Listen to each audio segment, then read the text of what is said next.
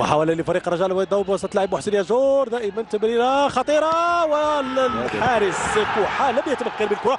والهدف الأول لفريق الرجاء البيضاوي، الهدف الأول لفريق الرجاء البيضاوي يأتي فقط بعد مرور 4 دقائق على انطلاقة هذه المقابلة. إذا كان هناك تردد لأن الحارس كوحة في نهاية المطاف تمكن من الكرة وكاد أن يحصل على نرجع حتى للسقي ديال الملعب. غادي في الإعادة غتشوف بأنه الكرة مشات مع الأرض ومشات سريعة على الماضي على الجولة الأولى. لاحظ معايا بأنه الكرة غتمشي أسرع لأنه الأرضية مبللة.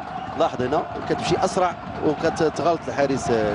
فالسقي وجه ذو حدين هو بصالح اللاعبين، ولكن يمكن السرعة ديال الكرة كتولي أسرع.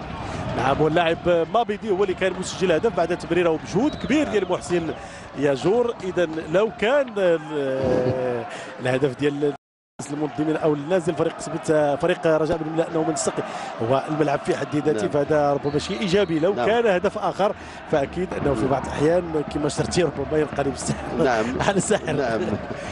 اذا الكره مره اخرى وهدف